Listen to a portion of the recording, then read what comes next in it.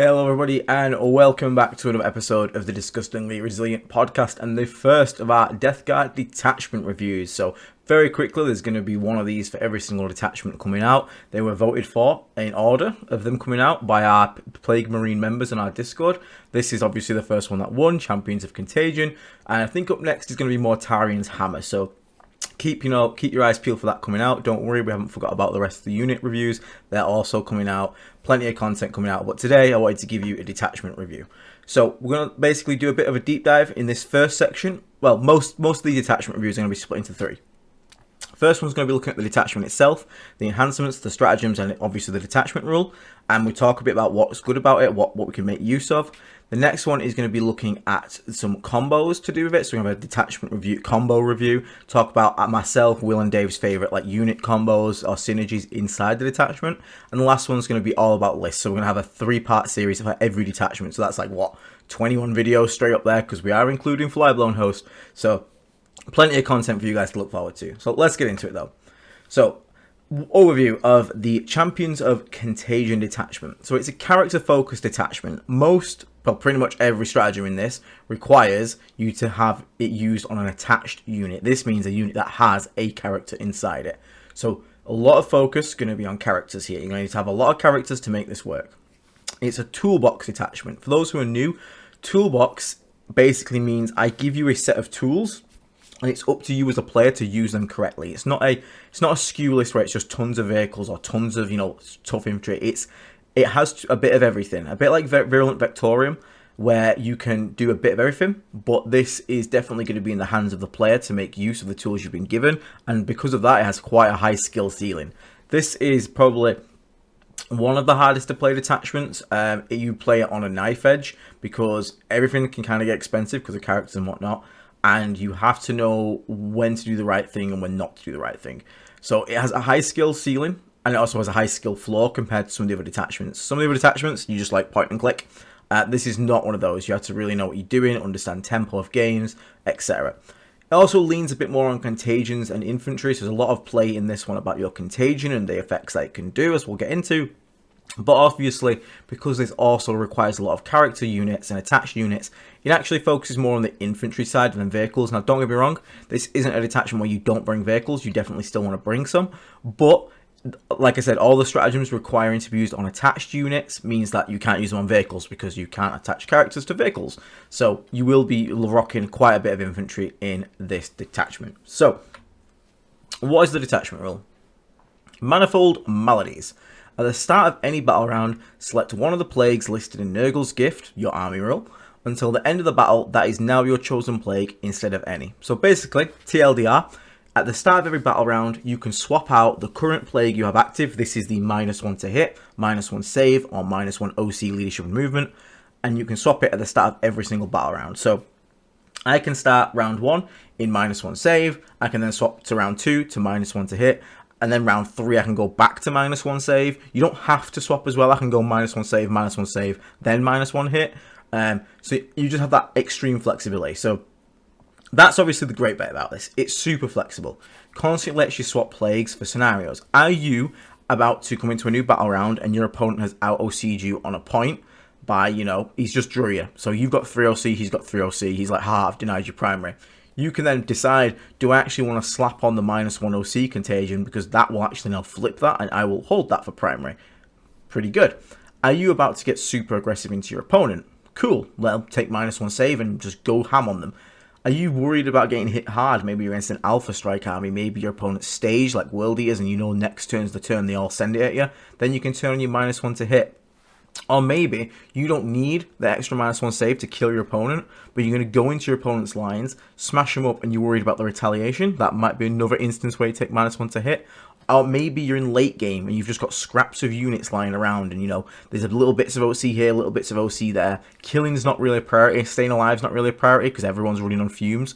So it's much more important to just have objective control. So you can take -1 OC, -1 move, -1 leadership in the late game. They're failing battle shocks more often now. You're holding primary more often. And maybe that flips the game on turn 5. So it's quite a flexible rule, very good in that sense that you get to just constantly repick it. There's many games where I play in end of a detachment and pick -1 save and then just be like that crucial turn and I'm like, I really wish I had -1 to be hit for this one, and it's still okay. Like, -1 save is still great, but being able to just flex inside and out of the different rules that we have access to kind of gives you a Gladius-esque feel, where it's like, ooh, what doctrine are we going in this turn? Let's be a bit spicy. And also you get to see a bit more of the Contagion that no one really takes, which is the -1 OC leadership movement. In this detachment, you'll actually use it a fair bit, like genuinely, like especially late game turns and even first turn. It's pretty good, don't knock it. So let's get into the enhancement. So final ingredient. It has to go on a biological putrefier. Basically what happens is, once per battle, after the bearer's unit has slain a character in the fight phase, pick a plague and unlock it for your entire army for the rest of the game, in addition to any other plague. So if the biological putrefier's unit kills a character in the melee phase, so you charge and you kill a character. Now the biological putrefier doesn't have to be the one to kill him, it can be anyone in the squad, just has to be his unit. So if you have a lot of poxies in the same squad, he can go precision out the character with 1 CP, with the, what's called, the heroic challenge, boom, kill it, doesn't matter what character it is, a 3-rune commissar or something, that'll count. And then for the rest of the game, you just pick one more Contagion, and your entire army has it for the rest of the game. It's crazy. So this is by itself game warping, absolutely game warping. Not only because once it goes off it's super powerful, but also if you tell your opponent what it does, it completely changes how your opponent has to play. Your opponent has to be careful with those characters. Quite often we'll see units like 5 Legionnaires and a Chaos Lord who are just there to jump onto your objective, kill you guys on it and flip primary. Now that becomes a delivery package for you to get final ingredient. So your opponent can no longer do that reliably unless they want to give you, you know, turn 2 onwards at second Contagion army wide, which is horrific when it goes off. It also means that you get to play a bit of a mini game where you're hunting down characters, but it also means people have to really respect where that character is a lot more, because one single mistake, you know, maybe you risk a 10-inch charge, because if it's going to get final ingredient, you might do it. So the opponent just stays 13 inches away at all times, so you can't potentially charge it. But in doing so, they're not able to approach an area of the board this character's in. So it's actually really good. Now, once it's procced, you've basically got 2 army rules. One is fixed now, so the final ingredient one you cannot change at the start of every turn, but the second one from your Manifold Maladies rule can change every turn. So what I would say, when you pick final ingredient, always try to pick -1 save as the ingredient Contagion, because -1 save is always good, unless you're against demons. But the other 2 are much better as flexible choices. So being able to pick and choose -1 to hit a -1 OC leadership move at the start of every turn is going to be better for you in the long run than being able to, you know, pick -1 save. Because if you pick -1 to hit its final ingredient, 99% of the time you're just going to sit in -1 save, because -1 save is the most impactful rule we have.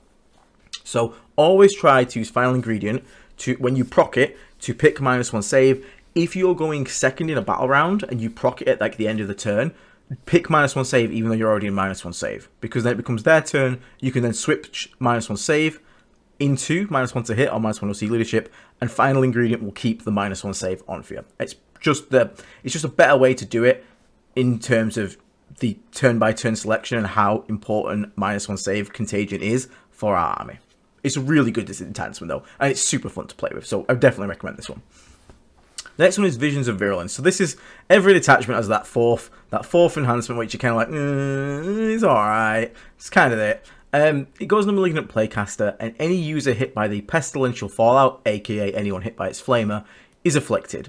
Now, one way to work this is it doesn't actually work in Overwatch, because it has to be affected by the ability of the Flamer, not the Flamer itself, and the ability only works in your shooting phase, so it does not work in Overwatch. It's only 12-inch range, which is kind of why it sucks, because if you're within 12, you're probably only like a couple inches off putting them in Contagion naturally by standing near them. But it's okay. And then the interesting thing is as well, obviously this doesn't work from firing deck, just be aware of that. But one thing you can do is it allows a Plague Marine unit to potentially afflict 2 units.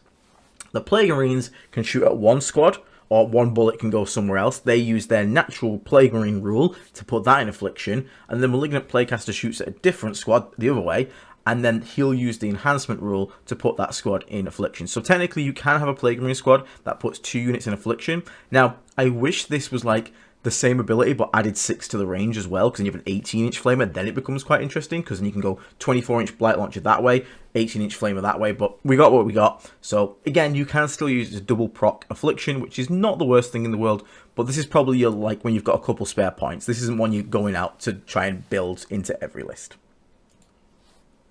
the Needle of Nurgle. So this is for the Plague Surgeon, that dreadful model. This actually makes him okay.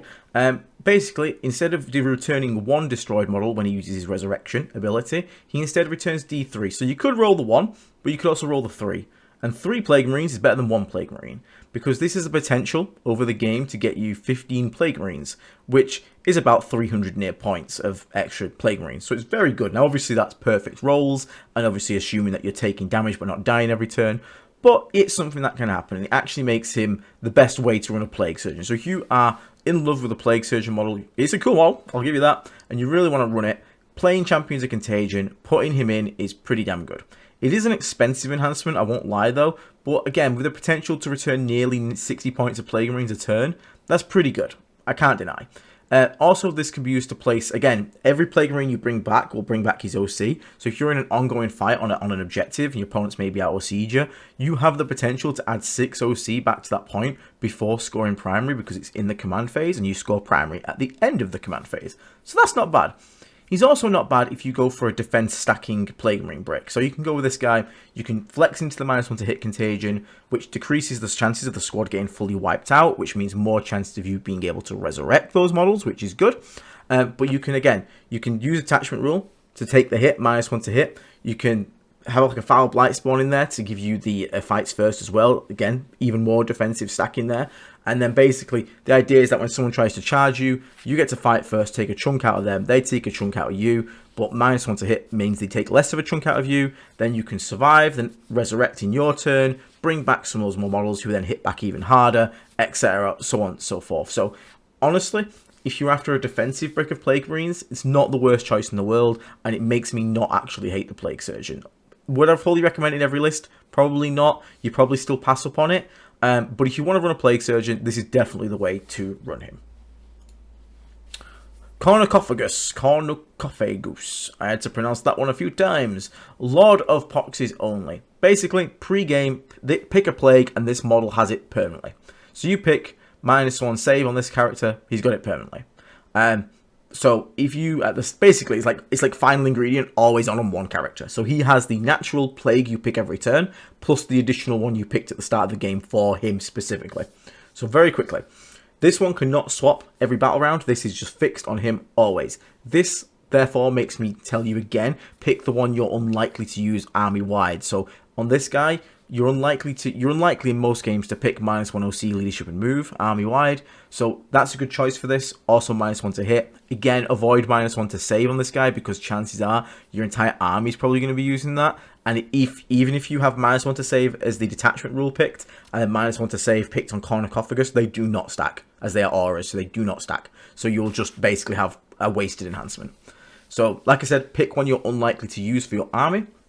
Don't forget this guy has additional range, so he adds 3 inches to his Contagion range as well, which is quite nice. You know, he has the, with the extra Contagion, he's on turn 2, he's on 9 already, turn 3 is on 12, and they're going to be applying both of those Contagions. So you have a turn 3 or 12-inch aura from this model of -1 save, plus -1 to hit, or -1 save, plus -1 to OC, etc., etc. It works quite nicely defensively with a Blight Spawn because, again, this guy can potentially just sit there permanently with -1 to hit up or -1 OC to stop his objective getting flipped easily without people charging him. So if you're on an objective and you've got 5 Plague Marines on it, the opponent normally can shove like 10 guards from the point and you're out OC'd. Now they can't because they're all OC1, you'll be OC 6 or 7 with your characters on there. That means they have to charge you, but then do they really want to charge that unit, especially if it's got a Foul Blight Spawn who's going to kill them?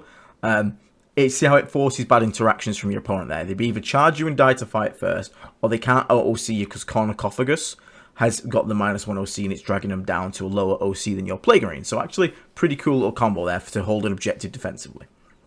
It's pretty good. It's expensive, don't get me wrong. It's an expensive enhancement. I think it's 35. But if you're going to run a lot of Poxes and you want to like really tune that unit up, give it a consider. It's a fun enhancement. It's definitely one you've got to put points aside for, though. It's not like an auto include. I feel like final ingredient's like the only real auto include. But this, if you wanted to make that unit work, it's definitely an interesting choice because Contagions are very powerful, impactful, so having an additional one somewhere else. And also, the funny thing is, if you take this and final ingredient, you can use the detachment rule to pick -1 save, you can have final ingredient pick -1 to hit, and then you can have this guy's rule be -1 OC, and he will have all 3 contagions up permanently, which is really funny, so just bear that in mind.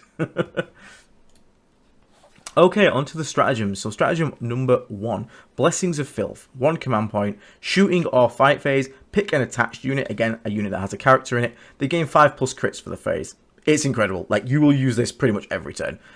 It's just...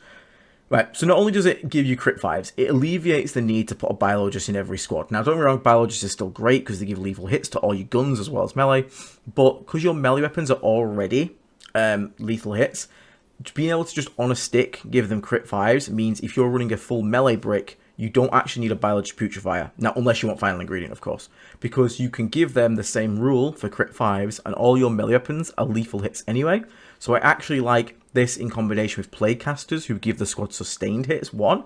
So now you can be lethal and sustained hits 1 in melee, crit 5s for a CP, and you save yourself the 45 points on having a biologist putrefier. So you can actually save some points there, stops you being as heavy on the characters, which is going to be a problem with this attachment because it needs characters, so you already eat a lot of points with characters. So it's really good to basically get around that, which is nice. Also, it's great for our Terminators. It is the only way in our army to give Terminator squads crit 5s, and let me just tell you right now, crit 5s on Terminators, pretty good. Shooting crit 5s with all those Plague Combi Bolters with Blight Lords, pretty good, especially when it's got AP2. It's pretty good. You hit him with a Predator, go to AP3 potentially. Really starts to add up those crit 5s. AP3 saves, even though they're only 1 damage, that's going to chip a lot of things down. And obviously in melee it works as well, which is really good. And let's not talk about Lord of Contagion and Death Shroud because Lord of Contagion, 6 Death Shroud, sustained, lethal, lance, Kring on 5s as well. You will kill God. You will, it will, anything, nothing in the game survives that. We test rolled it onto a Canis Rex at VT, and I think it did something like 72 damage to him. That's a spicy meatball. It's a very good stratagem. Get used to using this one a lot. Again, anything that can make use of crits, so sustains, lethals, just makes this so much better. So Plaguecasters, every single squad pretty much at this point for this stratagem. It's so good. But again, it alleviates the need for biologists as well, which is really cool. And don't forget, you can use it on your Terminators, which is really, really good. Okay, next one we're going to have Rabid Infusion. Okay, so Rabid Infusion. In the fight phase, you have to pick an attached unit as 2 characters inside. It has to have 2. Can't be used on Terminators because Terminators cannot attach 2 to a squad. But in your Plague Marines, you can obviously have Virions who can attach 2 at a time to a squad, and it gives you fight first. So once again, a great thing, just like the previous enhanced stratagem, is it alleviates the need for a Foul Blight spawn. It's an on-demand Foul Blight spawn. You don't have to bring one. You can just point, click, and go, cool, fights first, that unit. Again, frees up character slots. Also, this is not once per game like the Foul Blight spawns.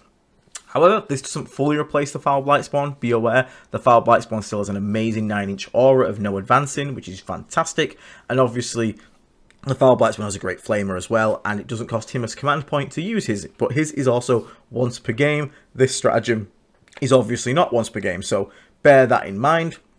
You don't automatically just take out Foul Blight spawns because it exists, but being able to use it in places where a Foul Blight spawn isn't can make a really nasty situation for your opponent, because it's like, cool, do you charge the squad with a Foul Blight spawn and I just fight first for free, or do you charge the squad without the Foul Blight spawn and I just keep 1 command point up and fight first anyway? Really, really good.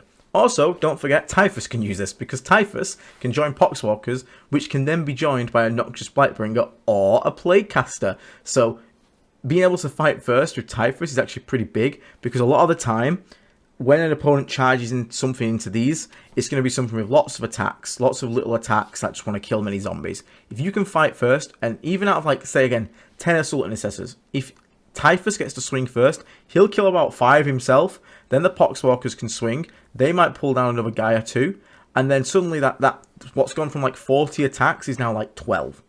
Like, he's not wiping you anymore, and that's really important, because when Poxwalkers don't get wiped, that means Typhus then has the chance in your turn to then do his mortal wounds, kill some more guys, resurrect some zombies, the zombies can then bite again, maybe pick up a few more guys, and therefore it kind of like snowball effect. So being able to take that initial bite out of an opponent's charge into your Poxwalkers is really good. So Don't forget, you can use it there, and I actually quite like Typhus in this attachment with a Noxious Blightbringer, just for this stratagem, because it's really funny, because that brick's already annoying to approach, because you don't want to shoot it, because they'll just pull behind a wall, and you can't finish it off, and then in my turn, I'll smite, resurrect, and steal stuff, and then, but you also can't now charge it. It becomes a right pain in the ass to approach, so very good, 1 command point, fight first on a stick, very, very good.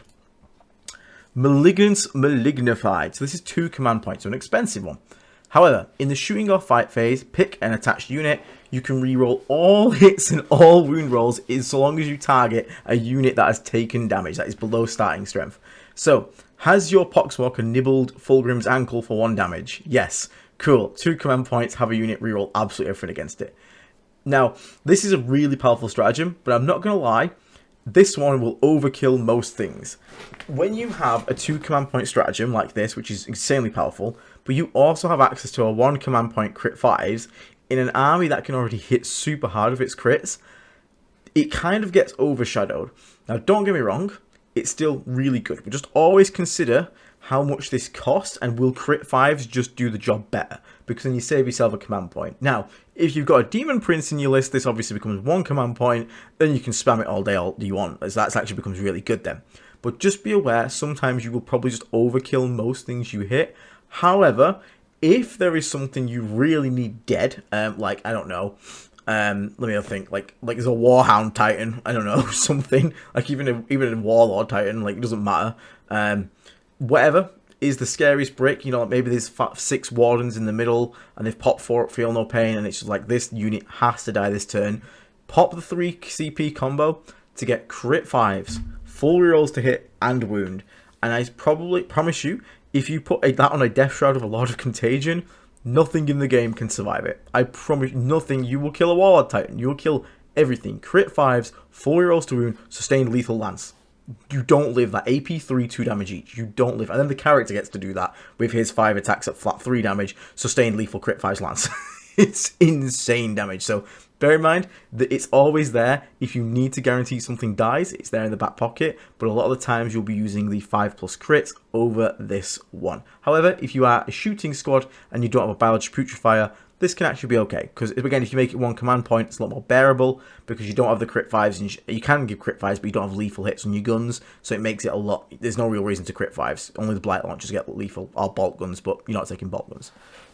But yeah, a good stratagem, just one that's kind of not going to get used much, and a bit overlooked, but when you need it there, it is the ultimate delete anything button.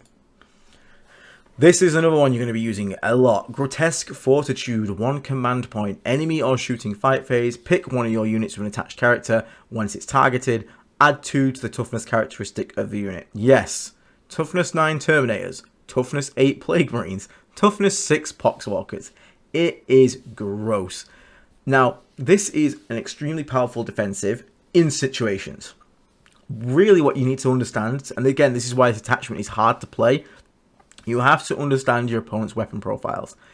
If your opponent has weapon profiles that are very bad into this, then it's an amazing stratagem. So let's think Power Fist, Strength 8. Going into Terminators, they wound on 3s. Suddenly, you flip this to T9, you're now wounding on 5s. You effectively, for 1 command point, giving yourself -2 to be wounded.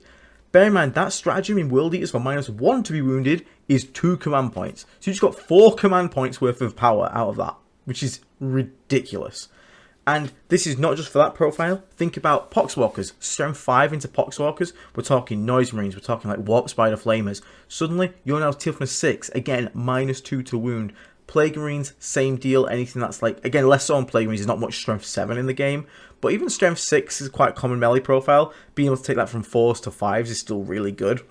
So understanding when this is worth spending and when it's not worth spending is really important. So for example, if I have a Predator looking at my Death Shroud, a single Predator, he's going to hurt me. Like, he's going to wound me on 3s with the autocannon. All the other stuff's going to wound me on 5s with the bolters. The bolters going to wound me on 5s. If I'm T9, they still wound me on 5s because 5 to 9. The only thing it would affect is the autocannon. I drop it with -1 to wound. So really, and if this guy's shooting at range, I'm only affecting 4 dice rolls. If there's a load of guys around me with Strength 5 about to shoot at my guys, it's not going to do anything to them. So is it actually at that point worth to use when I'm only going to affect like 4 Predator autocannon shots? And this is the thing. Whereas in like Virulent Vectorum, -1 damage, you just slap that bad boy and it's like cool. Works on everything that's damage. Works on everything that's not damage 1. Really good all the time. This one requires more knowledge of an opponent's army and what their output's like. And again, it's why it's harder to get value out of. But when you do get value out of it and you hit those sweet spots like the T7 to T9 against Strength 8, it's far better than -1 damage. -2 to wound is absolutely crippling. Again, watch the game on VT against Emperor's Children. Noise Marines unloaded a full volley, full man, 6-man into a squad of Poxwogs and killed like 4 because I made them T6. Really funny. But again, like I said, also remember, unlike the -1 damage, this is not invincible. You are still vulnerable to lethal hits, full rerolls, stuff like crit 5s, etc. So just be aware, you're not invincible. You still will die, just slowly. However, where I've found this really good, surprisingly, it's not so much. It is good on like big bricks Terminators, don't get me wrong, but it's really good in little skirmishing units. 5-man Plague Marines versus 5-man like Assault Intercessors, just charging and killing each other in these little skirmish fights on the outskirts. Normally, that's like sometimes quite close fights, but when you have like access to just make your skirmishing unit T8, you can have other skirmishing units come around and do literally nothing to you because they walk around, they try to stab you and punch you with strength 4 chainsaws, and now you're T8. Like, cool, enjoy when you're on 6's nerd, get slapped, and now that skirmish has just gone completely wrong for your opponent. You haven't even took a single wound of damage, and you just killed their squad for free. So don't overlook it in the small 5-man activations where the skirmishing's happening. Don't just think this is for your big bricker Terminators. Honestly, always think where this is going to be the best used in a turn, but you will be using this a lot. Mobile Vector. Okay, Mobile Vector is pretty weird, but it's actually better than people think. So it's in your movement phase, before reinforcements, so you can't do this with Death Shroud who just arrived.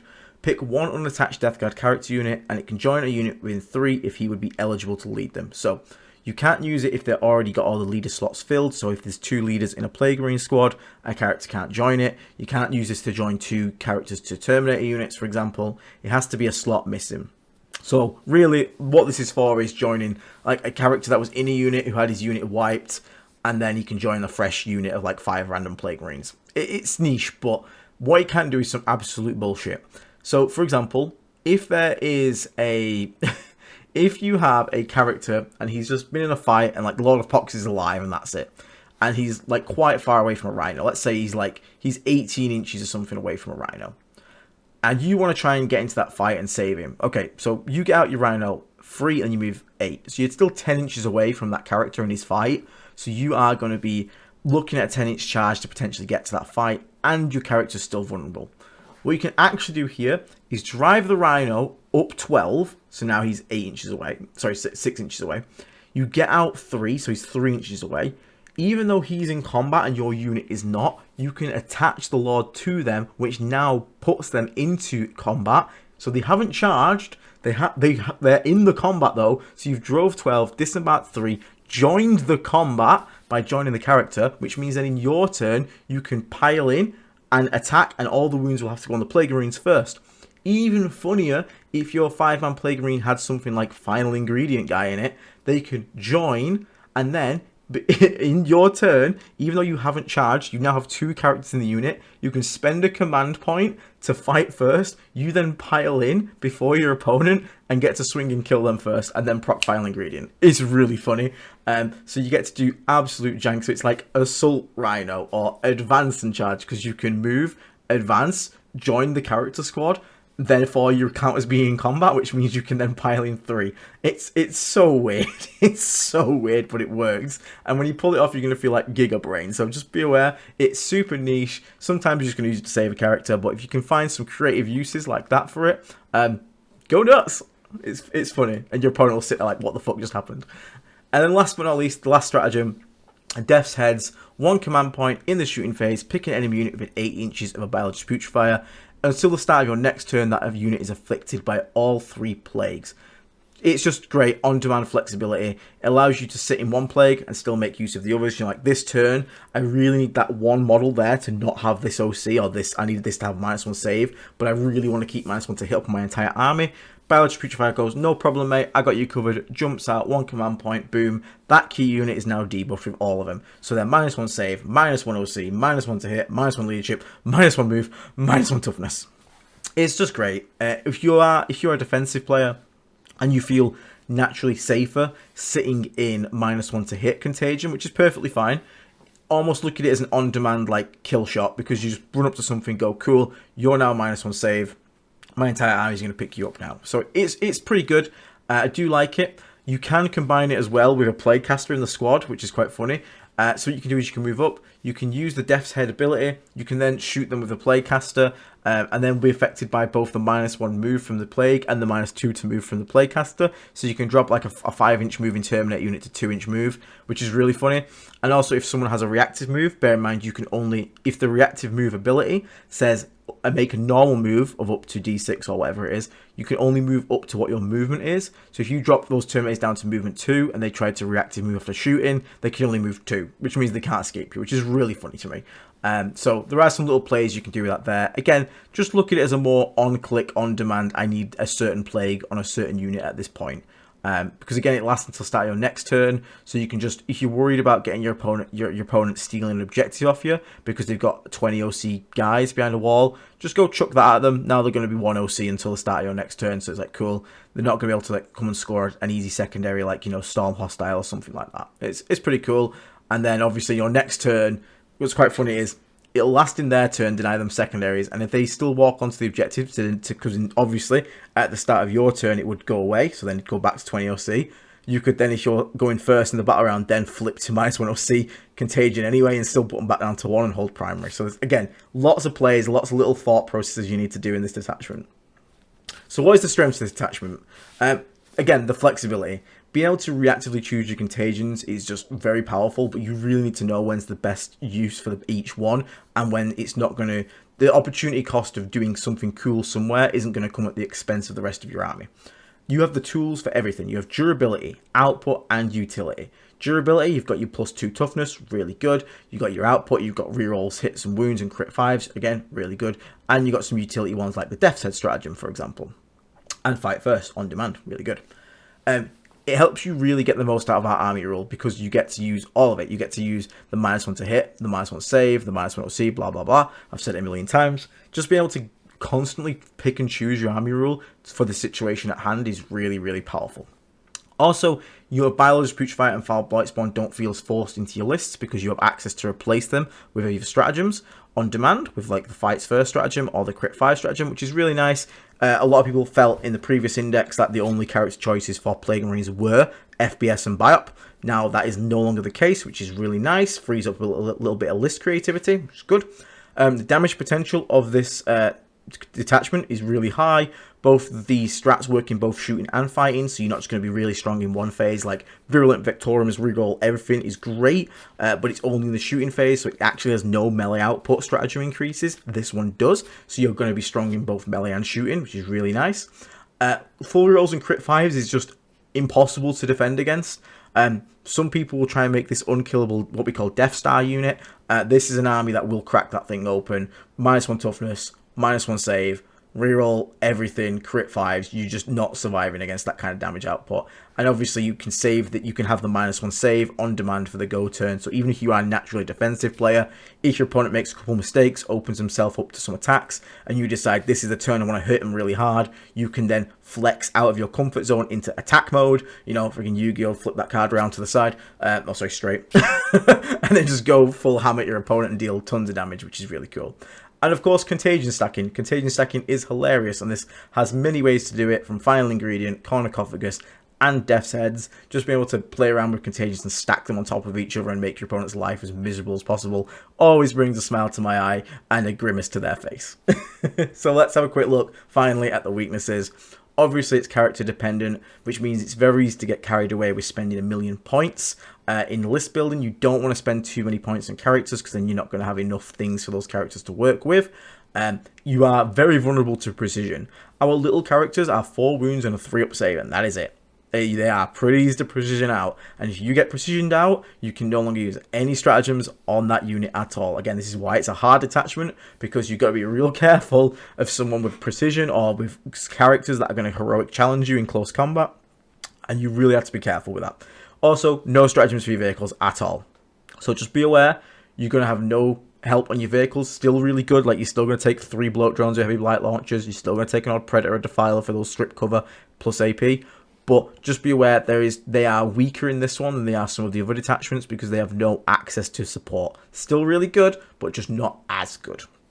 It's also very command point heavy. You're going to really spend a lot of CP in this one, so you're probably going to want like a Tallyman, but again, that's more character attacks. +2 toughness and crit 5s you're going to use pretty much every single turn, so you're really going to need a lot of CP. But this is going to come down to you as a player learning CP management and self-control. Do I really need this crit 5s to kill this unit? Do I really need the +2 toughness here? Can I save it? Can I get away with it? Can I be cheeky? Do I need to spend the big 2 CP to reroll all hits and wounds, or will crit 5s just get the job done for me? These are all the questions you have to only need to learn by playing it. So like if I'm sat here right now, this looks like your favorite detachment, but you're worried that you might not be good enough to play it. Fuck that. Go play it. Play it. You will not get better by being scared of something. Just go out there, smash it out, keep playing it. But just remember these things when you're playing it. Do I need to spend that? Is there an alternative? How important is it going to be to the game? And when you're making your list, how many characters do I actually need? Do I need that biology putrefier there? Do I really need Needle of Nurgle? Things like that. Just add it up in your head. Experiment though.